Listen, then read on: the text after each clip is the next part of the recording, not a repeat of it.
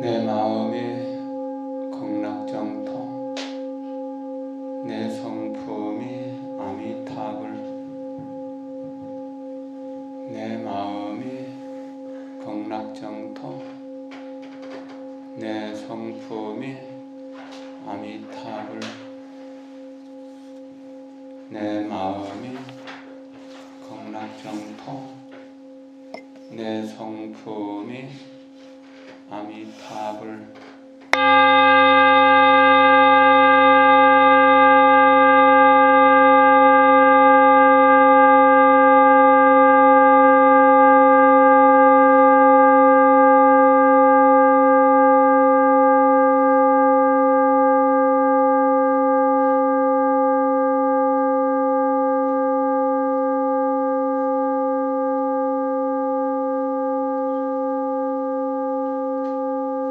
내 마음이 극락정토,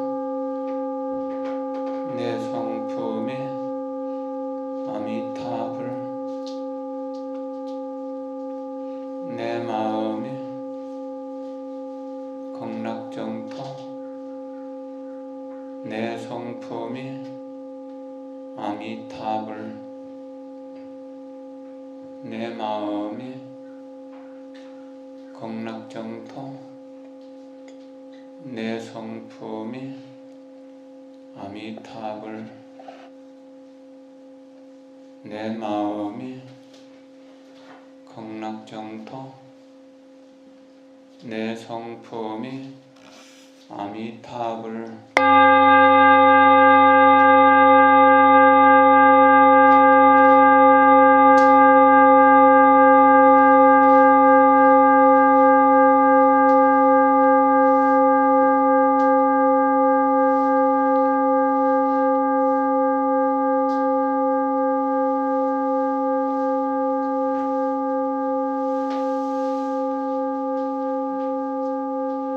내 마음이 극락정토, 내 성품이 아미타불. 내 마음이 극락정토, 내 성품이 아미타불.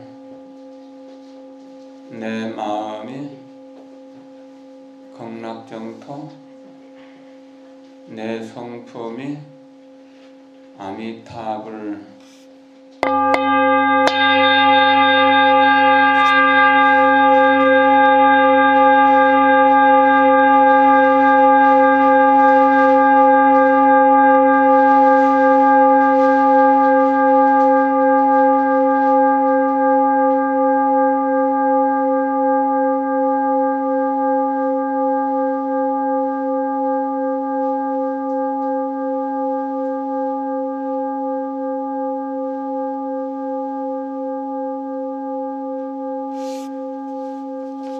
오늘은 부처님 성도절입니다. 4월 초파일이 부처님 오신 날, 탄생일이면 오늘은 부처님이 되신 날 성도절입니다. 성도절을 부처님 되신 날이라고 이렇게 기억하고, 부처님이 될 수 있었다면 우리도 또한 부처님이 될 수 있다는 사실을 믿고 부처님이 될 수 있도록 우리가 용맹정진하는 서원을 세워야 될 것입니다. 붓다처럼이라고 하는 부처님 생애, 틱나탄 스님 부처님 생애를 보면 깨달음에 대한 대목이 이렇게 나옵니다. 시타르타의 몸과 마음과 호흡은 완전히 하나가 되었다. 그동안의 수행의 결과로 그는 지금 자신의 몸과 마음을 안식의 빛으로 꿰뚫어 볼 수 있는 놀라운 집중력을 발휘할 수 있었다. 깊은 명상으로 들어간 후 그는 몸속에 떠오르는 다른 무수한 존재들을 직시하기 시작했다. 생물과 무생물, 광물과 이끼와 풀과 곤충과 동물과 타인들의 존재를 볼 수 있었다. 그 모든 존재들은 다름 아닌 자신의 몸속에 깃들어 있던 것들이었다. 이어서 그는 자신의 과거와 모든 탄생과 죽음을 보았고 수천의 세계와 수천의 별들이 창조되고 파괴되는 것을 보았다. 그리고 과거와 현재와 미래로 걸쳐 있는 시간들도 보았다. 이것이 첫 해탈의 단계였다. 수행자 시타르타는 미소를 떠올리며 혼자 중얼거렸다. 오, 감옥의 옥졸이여, 나는 지금 그대를 보고 있다. 얼마나 오랜 세월에 걸쳐 그대는 나를 생과 사의 감옥에 거두었던가. 그러나 이제 그대의 진면목을 분명히 보았으니 이제부터 그대는 더 이상 나를 감옥에 가둘 수 없으리라. 시타르타는 고개를 들어 지평선 너머로 샛별이 찬란하게 떠오르는 모습을 바라보았다. 모든 존재는 다 나름대로 해탈의 씨앗을 품고 있다. 그럼에도 불구하고 우리는 수도 없는 세월에 걸쳐 생사의 고해에서 허우적거리고 있나니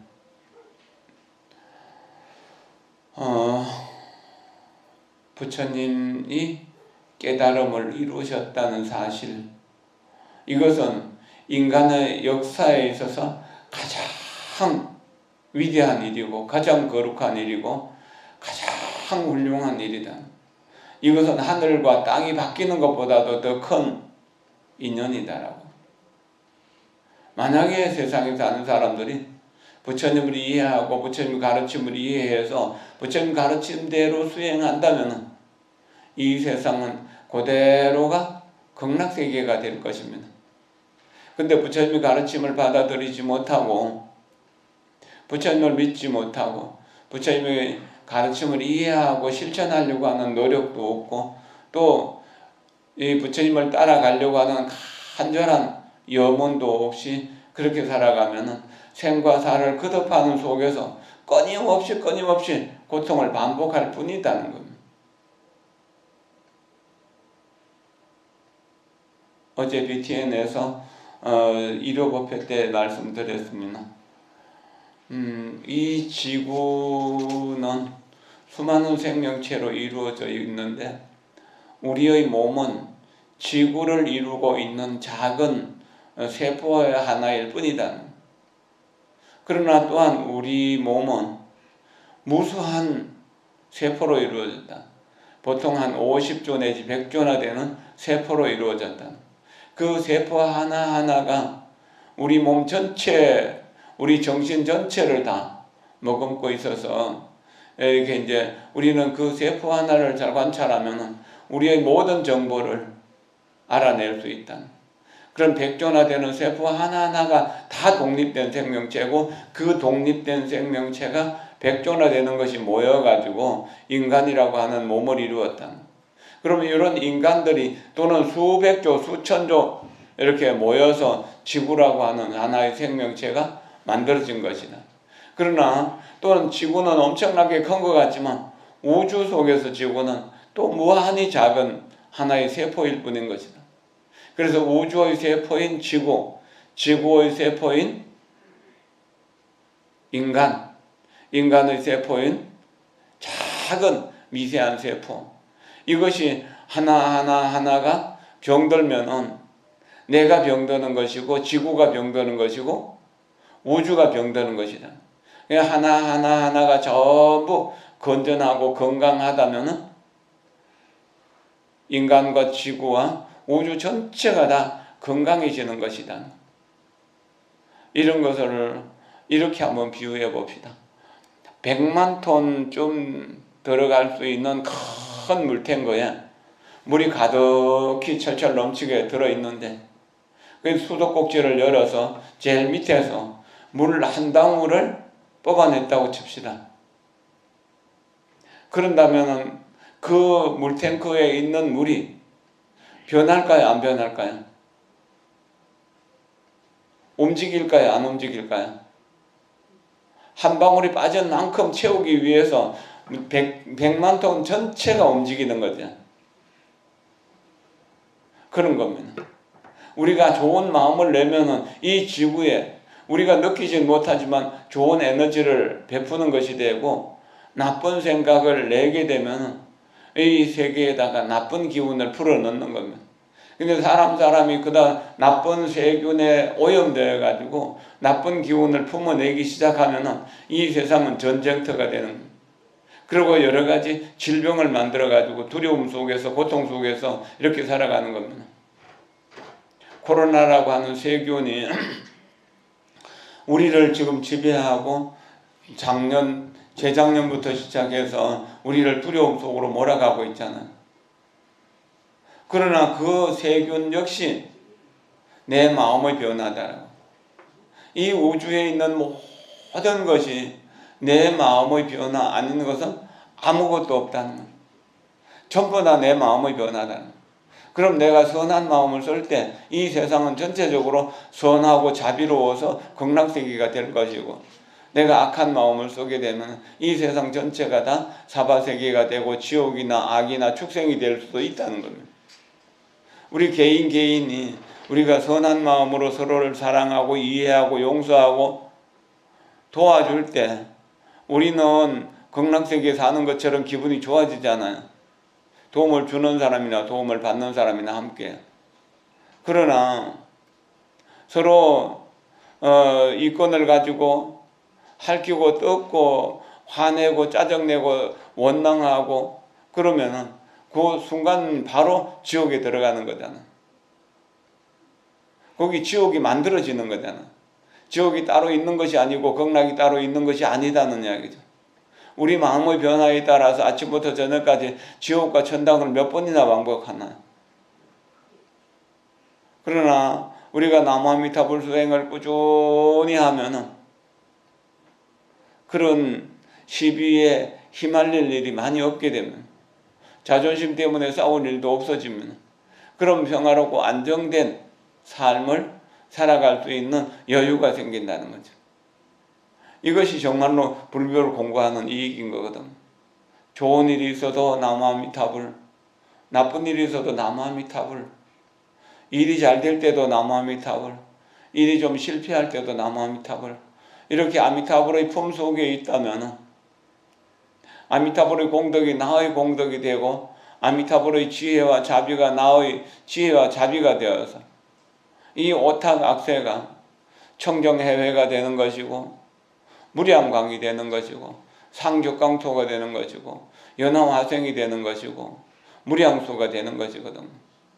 한 사람 한 사람 마음이 청정해지면은 그 청정한 세계가 한 가정을 청정하게 만들고, 한 가정이 청정하면은 한 사회를 청정하게 만들고, 그래서 범죄 없는 마을 뭐 이런 것들이 있잖아요. 그런 범죄 없는 청정한 마을들이 넓혀지면은 한 시가 그렇게 될 거고, 한 도가 그렇게 될 것이고, 또한 한 나라가 그렇게 되고, 우주 전체로 그렇게 번지게 되거든.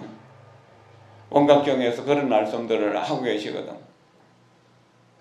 그러니까 한 마음의 변화로 세상을 변화시킨다는 겁니다. 그러면 세상을 아름답고 훌륭하고 거룩하고 값지게 만들어 그렇게 변화시킨다면, 그렇게 변화시킬 수 있는 마음을, 그런 행위를 덕행이라고 이야기를 합니다. 여기서 덕행에 대한 게 오늘 공부할 대목이잖아요. 이 부분만 첫 번째 질문하고 답을 한번 읽어봅시다. 246쪽에 덕행이라고 해요. 무엇이 덕행인가요? 무엇이 덕인가요? 스님, 덕은 도대체 덕은 도의 뜻을 두고 있다는 것이에요. 마음으로 노력하여 밖으로 행동하는 것을 덕이라고 하죠. 예를 들어 길을 걷는 것, 행동거지 등이 모두 한 사람의 덕을 형상으로 표현하는 것이죠. 그렇기에 덕은 또한 일종의 자아교육으로 마음의 정돈과 밖으로 표출되어지는 행위의 규범입니다. 계율을 잘 지키면서 자비롭고 복되고 청정하고 진실하고 지혜로운 삶이 덕인데요. 그것이 내 마음속에 품어있을 때는 마음의 덕이라 그러고, 다른 사람에게 보여질 때, 다른 사람에게 영향을 미칠 때 행자가 붙어서 덕행이라고 그렇게 하는 겁니다. 우리가 덕을 가지면은 외롭지가 않다. 덕이 있는 사람은 외롭지 않다. 반드시 이웃이 있다. 친구가 있다 그래요. 그런데 좋은 일을 한 사람은 친구가 많지만 나쁜 일을 많이 하는 사람은 친구라고 하는 사람이 없다는 겁니다. 친구라 해봐야 서로를 핥히는 나쁜 친구들만 되는 것이 만들어지는 것입니다. 우리가 숨을 쉬고 있다는 것, 이 자체가 얼마나 값진 것입니다. 가만히 생각해 보십시오. 숨을 들여쉬고 내쉬고 들여쉬고 내쉬고 이러면서 태양 같은 미소로 사랑 담아 말하기, 태양 같은 미소로 사랑 담아 말하기, 태양 같은 미소로 사랑 담아 말하기. 과거에 공자님이 마시고 토하던 그 공기를 나도 마시고 토하는, 부처님이 마시고 토하던 그 공기를 나도 마시고 토하는, 10대 제자를 비롯한 위대한 제자들이 마시고 토하던 그 공기를 나도 마시고 토하는, 부처님이 걷던 이 길을 나도 걸어가고 있는, 과거의 모든 부처님의 위대한 제자들과 역대전등의 조사들이 걸어가던 그 길을 나도 걸어가고 있는, 부처님이 보시던 저 태양을 나도 보고 있는, 부처님의 제자들이 보던 저 태양을 나도 보고 있는, 부처님이 보셨던 저 하늘을 나도 보는, 이렇게 생각하면 부처님의 눈과 부처님의 귀와 부처님의 마음과 우리가 하나가 되는 걸 느낄 수 있는 거잖아요. 이 공기가 일부분은 부처님 마시고 토하던 공기가 아니겠습니까? 이 공기는 시간이란 제약이 없고 공간이란 제약이 없이 바람 불어 쏘고 가잖아요. 과거 모든 조상들이 마시던 그 공기를 내가 마시고 토하고 있다는, 그럼으로써 과거 조상과 내가 하나가 되는 것. 내가 마시고 토하던 이 공기를 내 사랑하는 자녀들이, 손자 손녀들이 대물림해 가지고 마시고 토하면서 세상을 살아갈 것이다. 내가 걸어가는 이 땅 위를 과거의 모든 조상들이 걸어왔었고 또한 미래 자손들도 걸어갈 것이다. 이렇게 생각하면 과거의 조상들과 미래의 자손들이 나와 하나라는 사실을 알게 될 것이고, 또한 과거의 모든 성인들과 내가 하나라는 사실을 안다. 부처님이 될 수 있다면 나도 부처님이 될 수 있다. 우리도 부처님이 될 수 있다. 우리도 부처님 되기 위해서 정진하고 또 정진합시다라고 하는 날이 성립되는 겁니다. 일부분 부처님처럼 깨달음을 얻으셨던 분들이 부처님의 지혜의 등불을 이어서 지금까지 내려왔으니 우리도 부처님처럼 그렇게 살아간다면 뭡니까? 우리도 지혜의 등불을 이어가는 사람들이 될 수 있다는 겁니다. 그렇게 볼 때 이 몸뚱이에 이름 붙여져 있는 나는 영원한가요? 잠시 이름 붙여져 있다가 없어지는 거잖아. 그렇죠? 그리고 그 이름이라고 하는 것도 집에서 처음에는 뭐 딸이라고 아들이라고 그렇게 불려졌다가 좀 크면은 이제 또 뭐 남편이나 아내로 불려졌다가 또는 선생님이나 제자로 불려졌다가 계속 바뀌잖아요. 그러다가 이제 엄마가 되거나 아내가 되면은 이제 아내가 되고 엄마라고 또 불려지겠죠. 좀 더 지나면 할머니라고 불려지게 될 것이고, 끊임없이 이렇게 바뀌는 것이 이름만 바뀝니까? 몸도 계속 바뀌잖아요. 그러나 몸을 움직여가는 그 한 물건, 마음이라 그러고 어리라 그러고 정신이라고 하는 이것은 변하지 않는다는 겁니다. 이 변하지 않는 것이 이 공기가 모든 사람들의 생명을 이어지도록 숨을 쉴 수 있는 것과 같은 것이고, 또한 저 태양을 볼 수 있고 달을 볼 수 있는 것이는 단순히 눈이 보는 것이 아니고 귀가 보는 것이 아니다는 겁니다. 그러면 몸과 마음이 하나이면서 이 몸과 마음이 우주와 연결되어 있어서 우주와 전체가 하나다는, 그러나 개인이라는 나가 없어질 때 전체인 나가 이루어지게 되는 거예요. 그리고 시간이라는 감옥을 벗어나게 될 때 우리는 항상 언제나 평화롭고 안정된 성품의 공덕 속에서 살아가게 됩니다. 공간이라고 하는 감옥을 벗어나게 될 때 우리는 어디에 가더라도 무엇을 하고 있더라도 자유로울 수 있다는 겁니다. 나라고 하는 감옥을 벗어나게 될 때 온 우주 전체가 나인 것이다. 깨끗하다 더럽다라고 하는 분별이라는 감옥을 벗어나게 될 때 항상 청정한 나의 삶이 이루어지게 된다는 것.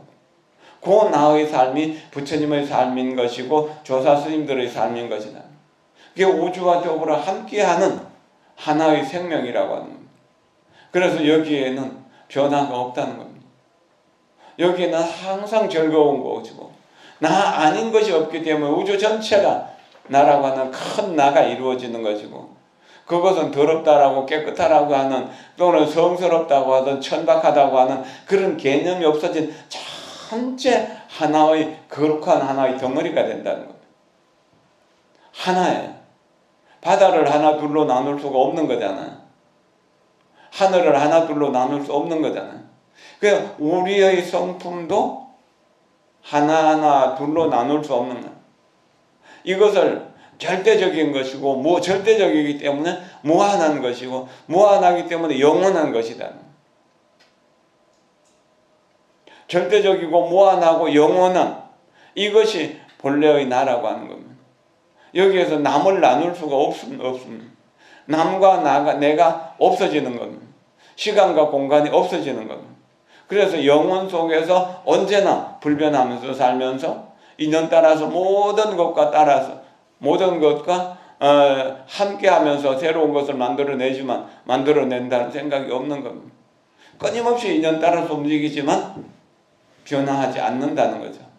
가령요, 한 방울의 물이 비가 되어가지고 강이나 땅에 떨어지면 그것이 흘러서 바다로 들어가고 또 다시 증발이 되어서 하늘로 올라가서 구름이 되고 다시 비가 되어서 내려오고 또 겨울에는 얼고 여름에는 녹고, 그래가지고 그것이 만물을 살려내지만 물의 본성은 변하는 것이 아니잖아요. 그런 변하지 않는 본성을 부처님은 깨달으셨다. 그래서 시간이라고 하는 것과 공간이라고 하는 것이 지금이라고 하는 것, 여기라고 하는 곳에 전체 갇혀 있다는 거죠. 그대로 함께하고 있다는 겁니다. 그래서 시간, 지금과 여기와 내가 하나가 되는, 그것이 우주와 하나 되는 것이고 부처님과 하나가 되는 것이다. 그랬을 때 우리는 영원 속에서 즐겁게 그렇게 우주 전체가 하나의 나로서 거룩한 삶을 펼쳐낸다는 겁니다. 이것이 열반의 4가지 공덕 상락아정이 됩니다. 항상 하는 거, 변하지 않는다는 것. 지금이라는 시간, 여기라는 공간은 변하지 않는 것이거든요. 나라고 하는 것은 우주와 함께하는 나이기 때문에 변하지 않는 거죠. 변할 때 고통을 느끼는데 변하지 않는 것이기 때문에 항상 즐거운 것이죠. 그리고 남과 분별할 때 이렇게 이제 고통이 생기는데, 남과 분별 없이 우주 전체가 하나이기 때문에 남을 돕는 것이 나 자신을 돕는 것이고, 자신을 돕는 것이 남을 돕는 것이다. 그 사실을 알게 되는 겁니다. 하늘이 이렇게 세상을 다 감싸주는 것처럼, 땅이 모든 생명을 살게 해주는 것처럼, 물이 모든 생명에게 기운이 되어주고, 태양이 모든 생명에게 에너지를 주는 것처럼 주어도 주는 것이 아니다는 거죠. 마치 달이 물 있는 곳마다 다 비치지만 하늘의 달은 움직이는 것이 아니잖아요. 원래 그대로 있잖아요. 그런 것처럼 내가 모든 만물에게 이익을 주는 마음으로 살아가지만 나는 나대로 그대로 존재하는 겁니다. 하늘에서 비는 똑같이 내리지만 소나무는 소나무로 키워내고, 참나무는 참나무로 키워내고, 풀은 풀로, 잡초는 잡초로, 산나 만상이 각각 다르게 자라난다는 겁니다. 그것은 다 업이 다르기 때문에. 그러나 모두에게 이익을 준다는 것은 분명하다는 겁니다. 그렇게 변하는 것이 실제로는 하나의 본성이나 하나의 본성을 떠난 것은 아니다라고 하는 겁니다. 그런데 우리는 분별해서 낱낱이 너는 너고 나는 나다. 그리고 내 생명은 한 100년 정도 지나면은 죽어 없어질 것이다. 그럼 영원히 없어지는 것이다 생각하는 겁니다. 이 어떻게 영원히 없어질 수 있나요? 물이 수증기가 된다고 없어지는 게 아니잖아요. 비가 된다고 해서 구름이 죽는 게 아니잖아요. 강물이 바다 들어간다고 해서 강물이 죽는 게 아니잖아요. 구름이라는 이름은 없어지겠죠. 비로 바뀌는 거죠. 그럼 비라고 하는 이름 없어지고 다시 강물이라고 하는 이름이 되는 거잖아요. 우리가 아이가 학생으로, 청소년으로, 어른으로 이렇게 이름이 바뀌는 것처럼 끊임없이 그렇게 이름이 바뀌지만 그 본성은 바뀌지 않는다는 사실, 그것을 우리가 늘 생각해야 된다는 겁니다. 그러면 자연처럼 그렇게 살아가게 될 때 우리는 고통이 없는 거거든요. 무의자연으로 살아가. 거기다 보리심이 곁들여지면은 그 무의자연 속에서 태양처럼, 땅처럼, 저 하늘, 공기처럼, 물처럼 언제나 모두에게 생명의 기운을 불어넣어서 새로운 삶을 살 수 있도록 해준다는 겁니다. 그럼 부처님은 지금 여기의 내가 우주 전체를 나로 하는, 그래서 영원한 시간과 무한한 공간을 포함하고 있다는 겁니다. 그것을 화엄경에서 일념적시 무량겁, 무량원겁이 적일념이라고, 일미진중 함시방, 일체진중 여기엇이라고 그랬죠. 그럼 나는 작은 미진이에요. 아까 처음 말씀드린 작은 세포 하나. 그렇지만 우주 전체를 다 머금고 있는 세포라는 겁니다.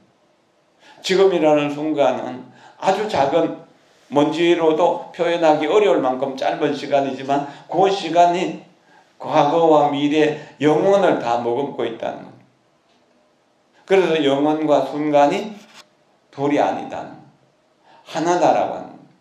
그런 것을 부처님은 깨달았기 때문에 중생을 위하는 일, 중생을 건지는 일이 시급했던 일이고 중요했던 것입니다. 모든 존재는 다 나름대로 해탈의 씨앗을 품고 있다. 그럼에도 불구하고 우리는 수도 없는 세월에 걸쳐서 나고 죽는다는 고통의 바다에서 허우적거리고 있다. 그러면은 구름이 비가 된다고 해서 죽는다는 사실이 아니라면은 우리는 구름이 비가 되는 것을 슬퍼할 일이 아니다는 겁니다. 빗물이 다시 강물이 된다고 하더라도 우리는 슬퍼할 일이 아니다는 겁니다. 이 한 장의 종이를 태우면은 이 종이는 재가 되어서 일부분 남게 될 것이고, 따스한 열의 기운으로 이 우주에 퍼질 것이고, 또한 섭기가 되어서 구름으로 또한 바뀌게 될 거잖아요. 이렇게 변하는 것일 뿐이지 죽는 것은 아니다. 종이 한 장을 죽일 수 있는 방법은 없다는 겁니다. 종이 한 장도 죽일 수 없는데 어떻게 우리를 죽일 수가 있겠습니까? 다른 모습으로 바뀔 뿐입니다. 만약에 이것을 악연을 만나면 나쁜 쪽으로 쓰여지겠죠. 좋은 선언을 만나면 좋은 인연으로 바뀔 거잖아요.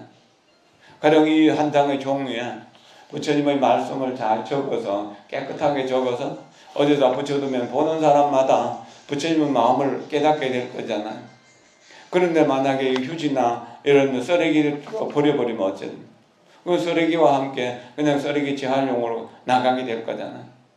자, 종이가 그와 같은 것처럼 우리 마음도 우리 몸도 어떻게 쓰느냐에 따라서 그 가치가 드러나는 것이거든. 행위에 의해서 성인도 되고 천박한 사람도 되는 것이다라고 부처님 말씀하셨죠. 태어난 아버지가 훌륭하기 때문에, 할아버지가 훌륭하기 때문에 나도 훌륭한 것은 아니다. 아버지나 할아버지나 7대 조상들까지 다 훌륭하다 하더라도 개망나니처럼 살아서 아주 세상 사람들에게 원망과 이런 비난을 받으면서 이렇게 무시당하면서 그렇게 산 사람도 있고요. 또 7대로 불가촉 천문으로 한번 이렇게 손을 대기만 해도 더러움이 나에게 묻어서 내가 존귀한 존재라고 하더라도 아주 천박한 사람이 되는 그런 사람이었다고 하더라도 그 사람이 거룩한 삶을 배우고 익히면은 그러면 훌륭하고 거룩한 사람이 되는 겁니다. 암베드 카르라고 하는 분은 지금부터 한 100년 전후하는 100년도 채 안 됐죠. 한 100년 가까이 전에 탄생하셔갖고 살던 분인데 그분은 불가촉 천민이었습니다. 아마 우리 나라에서는 뭐 그런 제도가 없기 때문에 그걸 설명하기는 어렵지만 가장 천박해서 누구도 가까이 하려고 하지 않던 그런 계급들을 불가촉 천민이라고 합니다. 일도 할 게 없어요. 그래서 더울 때는 시원한 곳으로 이렇게 이주하고 또 추울 때는 따뜻한 곳으로 이주하면서 그렇게 살아가는 사람. 그러나 다행히 그 아버지가 그래도 좀 훌륭하신 분이라 어렵게 돈을 좀 벌어가지고 아들을 공부시켰습니다. 근데 영국 유학도 보내가지고 변호사도 되고 그랬었죠. 그래가지고 인생을 알고 그래서 간디가 그 나라를 이렇게 이제 그 영국에서 독립했을 때 그 법무부 장관을 지내기도 하셨던 분이에요. 그분이 60살이 되었을 때 나는 이제 힌두교를 그만하겠다. 불자가 되겠다고 해가지고 인도 불교를 부활시킨 분이에요. 그분이 살아 계시는 동안에 한 20만 명, 30만 명씩 모여가지고 3기 5개를 받고 그렇게 하는 게 있었어요. 영국 사람들의 이 힘을 조금 빌려서 함께 인도에서 불교 운동을 해서 지금 인도의 불교 인구가 몇 천만 명 정도 된다고 그러죠. 그 안베르카르를 그는 제가자였지만 그분의 노력으로 그렇게 이루어졌다는 겁니다.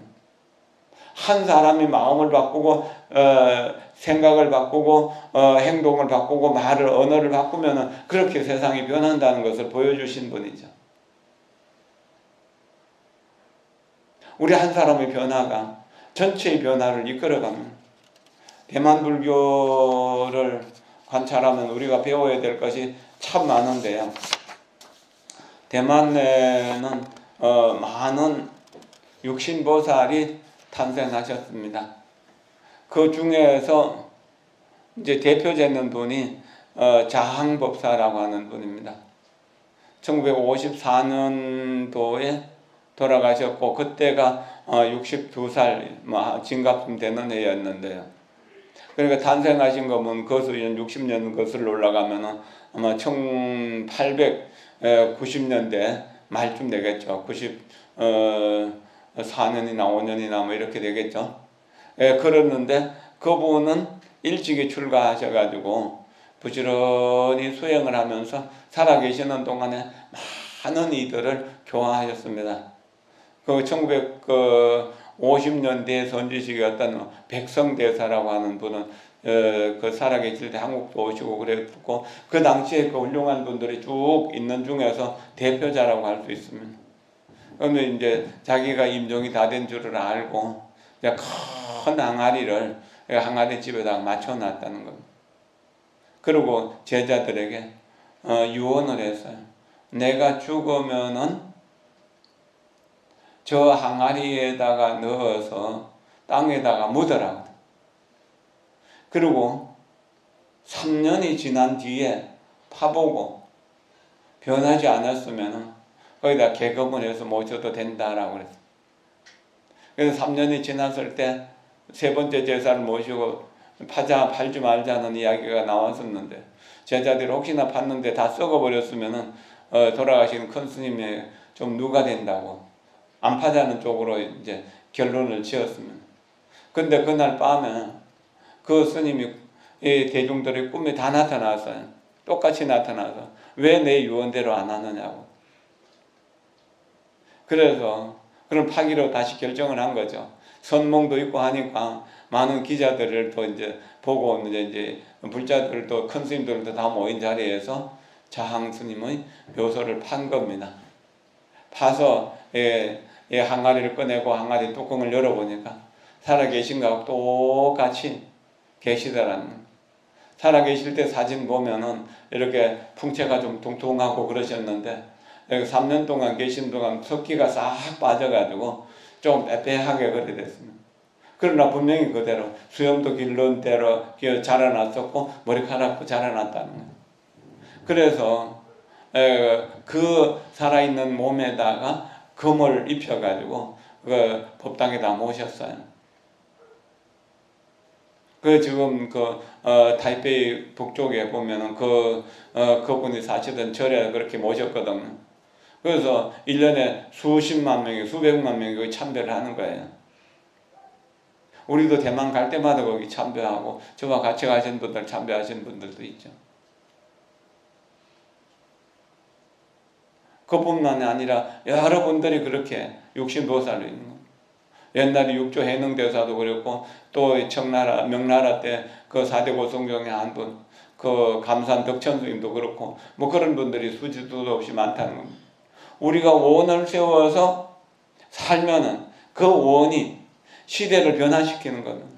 그래서 장법사가 육신보살이 되신 것을 보면서 많은 스님들이 더 열심히 정진하게 되었고, 많은 신도들이 스님들을 따라서 정진하게 해서 남아미타불을 부르게 되었고, 그렇게 해서 대만 불교가 그 당시 1940년대만 해도 뭐 불교를 하는 이름만 있고 실제로는 없을 정도였는데, 그 장개석을 따라서 들어갔던 대륙에 수행을 많이 한 고성들이 들어가서, 여기 장법사도 그런 분이죠.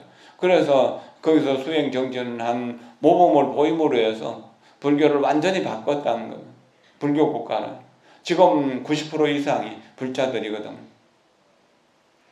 그래서 지금 현재도 대만에서는 고성들이 많이 배출되고 또 중생들을 교화하고 있다는 겁니다. 이 장법사가 유언으로 제자들에게 말씀드린 가르침이 있는데, 제가 읽어드리면서 오늘 목표를 마치려고 합니다. 합장하십시오. 항상 밝은 스승을 가까이 하라. 친건영사. 항상 밝은 스승을 가까이 하면은 밝은 지혜를 얻게 되는 것이다. 그리고 좋은 도반을 아끼고 서로 의지하라. 항상 도반들과 함께 공부해야 된다. 성가라고 하는 말은 청정하게 수행하는 공동체라고 하는 거지, 한 사람이 스님에게 부르는 말이 아니거든요. 셋째, 경율론 3장을 정밀하게 연마하라. 경전은 부처님이 깨달음의 세계를 펼쳐놓은 것이고, 계율은 부처님이 그 깨달음의 길을 가는 현상의 모습을 보여주신 거죠. 말은 어떻게 하고 생각은 어떻게 하고 행동은 어떻게 하는가에 대해 갖고 가르쳐 놓은 것이고, 논장은 율장과 그 경장을 설명한 내용들, 좀 풀이한 내용이죠. 이 3장을 정밀하게 항상 공부하라고 하는 거예요. 넷째는 부처님께서 제정한 계율을 엄격하게 지켜라. 계율이 잘 지켜질 때 선정을 얻을 수 있고, 선정이 분명해지면 지혜는 자연스럽게 환하게 드러나는 것이다. 다섯 번째, 항상 연불 남아미타불에 힘써서 번뇌에 빠지지 말라. 번뇌가 일어나는 순간 남아미타불을 부르면 번뇌는 아미타불로 바뀌게 되는 거죠. 깨달음의 에너지가 된다는 겁니다. 여섯 번째, 조속으로 예불 예배에 힘써라. 조속 예불이야 분명하게 해야 되지만 또한 순간순간 항상 아미타불을 부르고 이렇게 하고 평소의 시간에도 예배할 수 있을 때 예배하는 것이 중요한 일이다. 일곱째, 윤회의 고통과 중생의 괴로움을 생각하라. 우리가 윤회하면서 얼마나 고통을 많이 받아왔는가. 그리고 이 세상에는 고통받는 사람들 얼마나 많은가. 이것을 외면하지 말라. 중생의 고통을 대신받는 공양이라고 하는 법공양의 그 보현행품의 법공양조에도 그런 게 있잖아요. 그 다음에 여덟 번째, 나의 전생 어버이들인 중생들을 돕기 위해 보리심을 일으켜라. 이 세상에 존재하는 모든 생명체가 과거 무량억급 동안 내가 생사를 반복하는 동안에 내 부모 아닌 사람이 아무도 없다는 거예요. 그래서 그분들을 돕기 위해서 보리심을 일으켜라고 합니다. 아홉 번째, 자기 소유의 재산과 시간을 중생들을 이익을 위해서 사용하라. 오직 중생을 위한 마음으로, 불법을 위하는 마음, 그 두 가지 마음으로 살아라는 겁니다. 경률론 3장을 정밀하게 연나하라고 하는 것, 항상 남아미타불을 부르라는 것, 조속으로 예배하고 예불하라고 하는 것, 이것은 자기 개발, 자기 완성을 위한 것인 것이고, 그 다음에 윤회의 고통과 전생의 어버이들인 중생들을 돕기에 보리심을 일으켜라. 자기 소유의 재산과 시간을 중생들을 위해 사용하라 하는 것은 중생을 위하는 일이다. 이렇게 함으로써 마지막 열 번째, 탐욕과 분노와 어리석음, 삼독을 이겨내고 부처님의 깨달음을 얻고자 발언하라. 원이 있으면 수행을 이끌어갈 수 있고, 원이 없으면 수행을 이끌어갈 수가 없는 겁니다. 그래서 원이 가장 중요한 겁니다. 원능 도행이라고. 원은 능이 수행을 이끌어간다는 겁니다. 보통 사람들이 이렇게 세상을 살아갈 때 좀 편하게 앉으십시오. 만약에 어떤 사람이 어릴 때 가난해가지고 식당에서 종업원으로 살았다면 그 사람의 원은 어쩌면 식당 주인이 되는 걸지 모릅니다. 어떤 가게의 그 종업원으로 산다면 저 가게의 주인이 될 것이고, 어떤 회사의 직원으로 산다면 사장이 되는 것을 원할 겁니다. 그러나 그것은 윤회를 벗어날 수 없는 거잖아요. 사장도 망하면 다시 직원이 될 수 있는 것이고, 또 다시 노숙자도 될 수 있는 거잖아요. 그러나 불법을 공부해서 불법을 깨달으면 영원히 이제 고귀하고 고귀한 길로만 가게 될 것이죠. 그렇기 때문에 이 생사윤회를 두려워하고 항상 아미타불을 부르라고 하는 겁니다.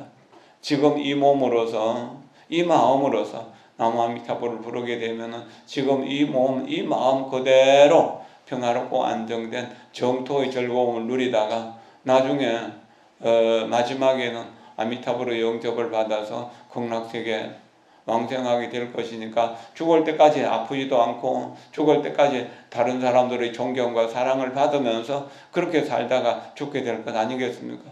부처님이 그런 것을 우리들에게 보여주기 위해서 이 세상에 오신 것이고, 부처님의 위대한 제자들이 개개성성하면서 전 세계로 다니면서 법문을 설해서 그렇게 해서 부처님의 법이 지금까지도 이어져 내려오고 있고, 미래세가 다 하도록 이것은 계속 사람들이 마음속에서 깨달음의 꽃을 피워낼 것이잖아요.